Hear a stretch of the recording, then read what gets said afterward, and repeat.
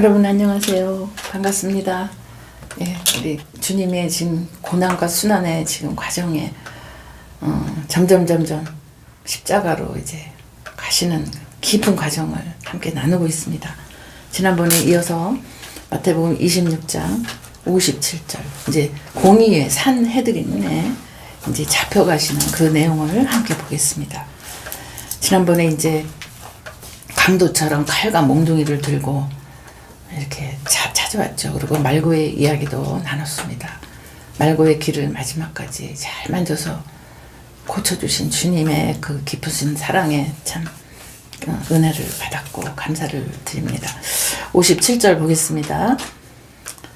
드디어 예수님을 잡은 사람들은 그를 대제사장 가야바의 집으로, 가야바의 집은 산 헤드린이라고 유대인들의 종교, 유대는요 왕이 없기 때문에 다른 나라는 다 왕이 있지 않습니까? 이스라엘은 왕이 하나님입니다.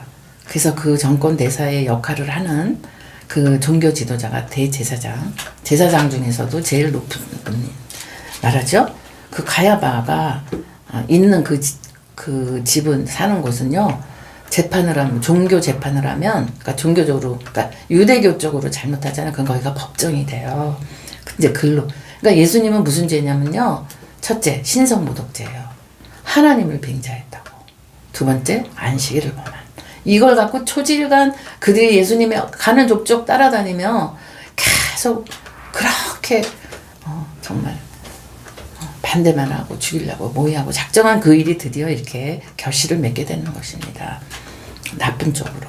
그러나 그 일은 우리를 구원하시는 하나님의 정말 놀라우신 구원의 섭리였죠.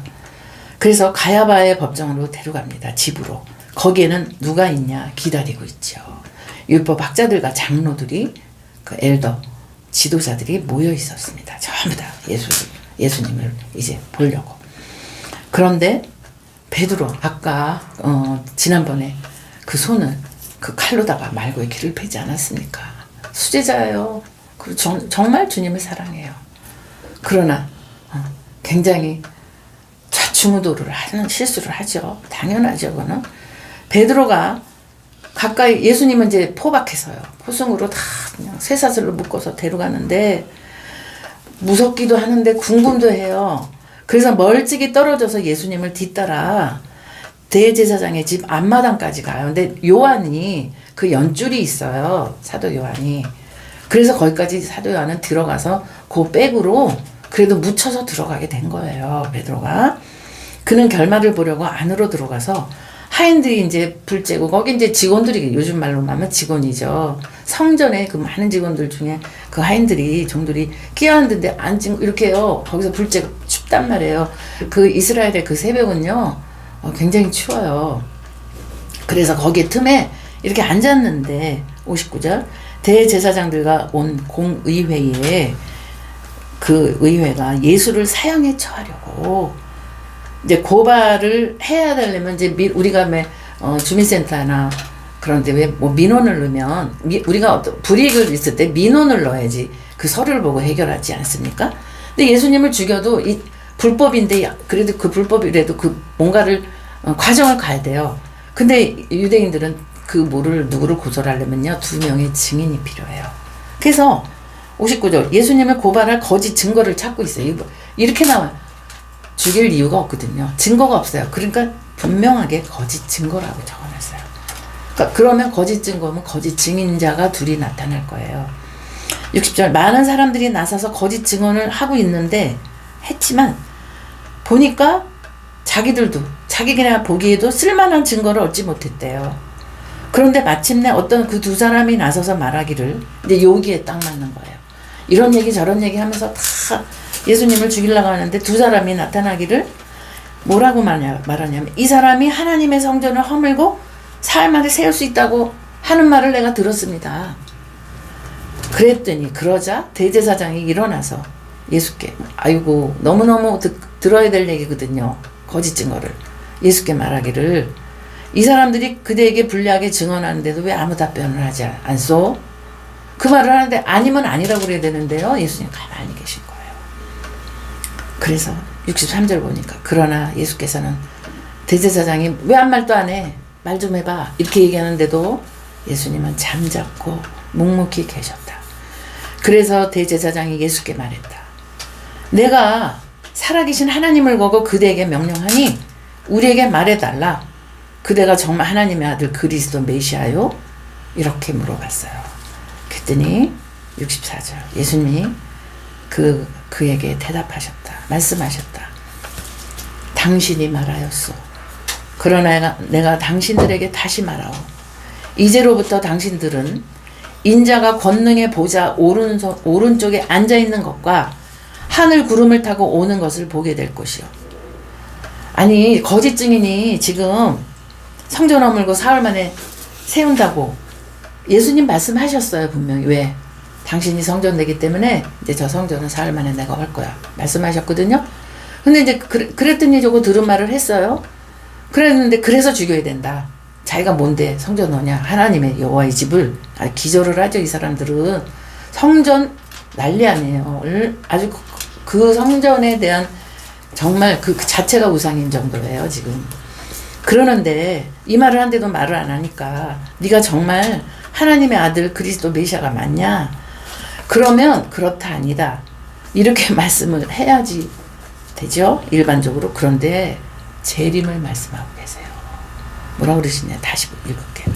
인자가 권능의 보좌 오른쪽에 앉아있는 것과 이 부분은요. 주님이 부활승천하셔서 원래 앉아 계셨던 자리에서 잠깐 오셨다가 33년 계시다 가셨죠. 어디로 가셨겠어요? 그 자리로 도로 가신 거예요. 그리고 그 자리에 앉아 계신 거 그리고 그 앉아 있다가 내가 이제 하늘 구름 타고 내가 재림할 때 니네 영들 죽었었지.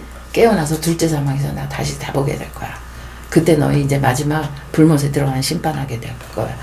이거 계시록의 말씀이거든요. 성경은 똑같단 말이에요. 처음부터 알파와 오메가라고 그랬어요. 예수님이. 그러니까 당신의 입에서 나오신 말씀은 말씀이신 하나님이 예수님이 창세기 1장 1절부터 기록되고 요한복음 1장 1절부터 하나님이 예수님이라고 그 말씀이시라고. 창조할 때 내가 같이 있었다고. 이 말씀하신 이분이세요. 이분이. 이 말씀하시는 거예요. 우리는 시대와 시절을 때를 말할 수밖에 없어요. 육신을 가진 공간 속에 물질 세계에 있는 사람들이기 때문에. 그러나 하나님은 영이시기 때문에 영원하십니다. 수억만 년 전의 말씀도 오늘이에요. 동일하신 거예요. 앞으로도 동일하고요. 그러니까 예수님 그 주님이 영이신 주님이 앞으로 수천 년 뒤에 일어날 이 당시 수천 년이죠. 벌써 2000년이 지났으니까 2000년 훌떡 지나고 이제 이루어질 거 아닙니까? 주님 오실 거 아니에요. 그때의 얘기를 이렇게 미리 하셨으니 그들이 이제 나오는 태도를 보세요. 정말 그 사람들로선 그럴 수밖에 없을 거예요. 65절 주님이 구름 타고 오는 걸 너희들이 보게 될 거야. 지금 잡히면 그 엄청난 비참한 십자가를 질 이 죄인이 지금 당장도 지금 죽을 판인데 어떻게 앞으로 올 얘기를 해요? 그러니 그때 대제사장이요 옷을 찢어요. 이 사람들은 통분할 때 있잖아요. 통분할 옷을 찢습니다. 그리고 큰 소리로 자기 옷을 찢고선 하는 말이 하나님을 모독했다. 그러니까 이 율법의 영요. 그러니까 형식적인 외식적인 종교로는요 이 영을 알 수가 없어요. 알 수가 없고요. 그러니까 1차원적 육의 것으로 지식으로 받아들이기 때문에 옷을 찢는 거예요. 이 사람들은 그게 자기 진실이에요.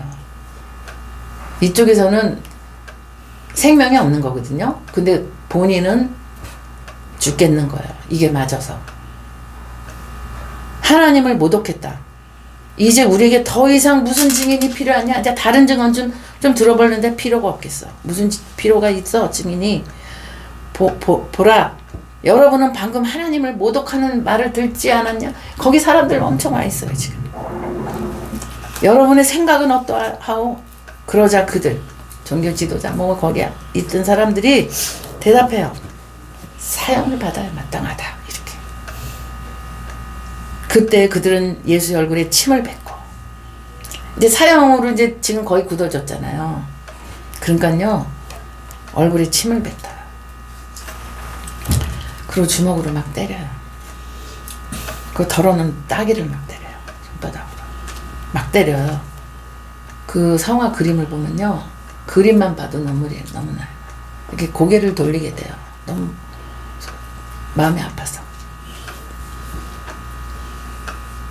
그러고 말하기를, 이제 약 올리고 이제 조롱하는 말입니다. 이게 조롱입니다.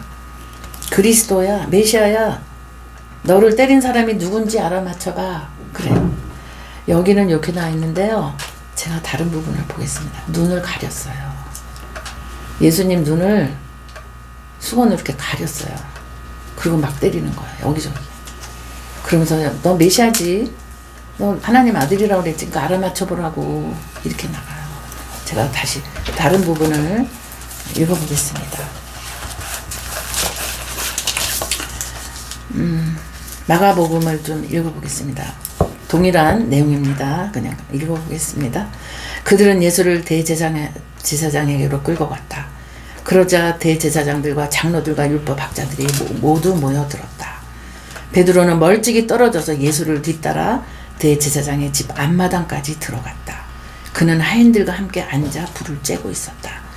대제사장들과 온 의회가 예수를 사형에 처하려고 그를 고소할 증거를 찾았으나 찾아내지 못하였다. 예수께서 불리하게 거짓으로 증언하는 사람이 많이 있었지만, 예수에게 거짓 증언하는 사람이 많이 있었지만 그들의 증언은 서로 들어맞지 않았다.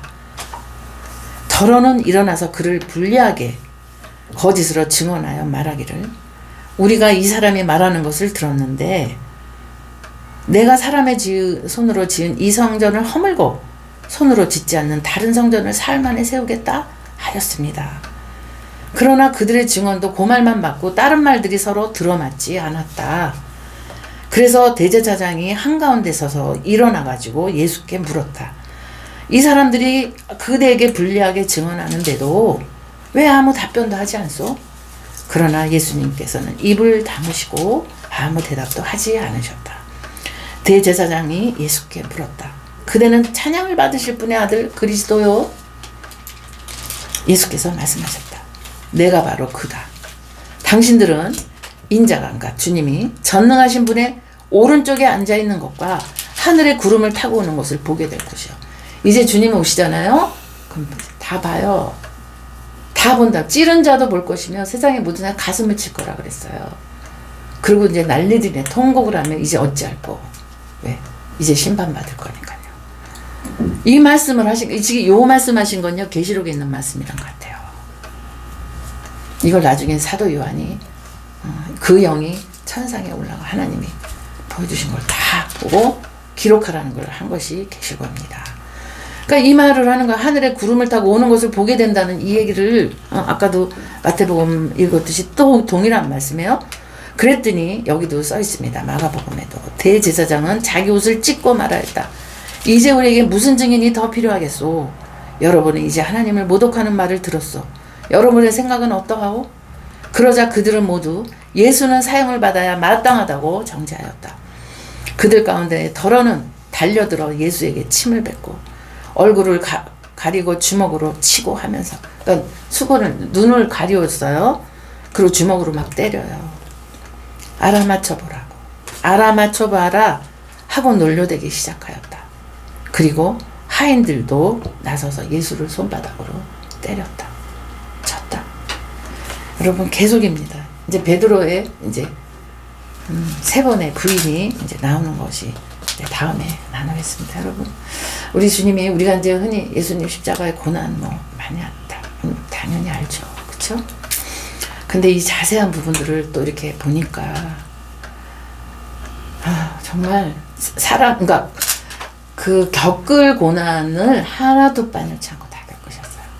그냥 바로 끌고 가서 뭐 어떡한 것도 아니고, 눈 가리고 때리고 침 뱉고, 이게 이사야 말씀이에요. 모욕과 천대, 또 버림, 고난, 조롱, 그거 다 벗기고요. 뒤에 옷 손 묶고 포승으로 다 해서 그렇게 하고 끌고 기둥에 묶고 모진매를 맞으십니다. 십자가 사건 하나도 기가 막힌데 그 과정이 더 기가 막혀요. 여러분, 배너도 나와 있지만 또 나사렛 예수, 패션 오브 크라이스트. 저는 신학 다닐 때 이제 오래전 얘기죠. 그거가 막 나왔어요. 제가 신학 공부할 때. 그랬더니 그 교수님, 신학학 교수님 한 분이 그걸 보고 레포트를 쓰라고 그랬는데 저는 못 보겠더라고요. 도저히 못 보겠어서 우리 가족들이 가서 보고 얘기해 준 걸 제가 레포트를 썼어요. 지금까지도 저는 못 봐요. 마음이 너무 이렇게 떨려가지고. 그런데 이제 이 글만 봐도 그 멜 깁슨이 굉장히 그 가톨릭 신자인데 굉장히 리얼하게 저한테 이제 가톨릭 신자 입장에서 찍은 거죠. 여러분, 우리 주님은 나 대신 뺨을 맞고 나 대신 침을 당하시고 이 고난 다 당하셨죠. 그래서 우리 주님이 구원자십니다.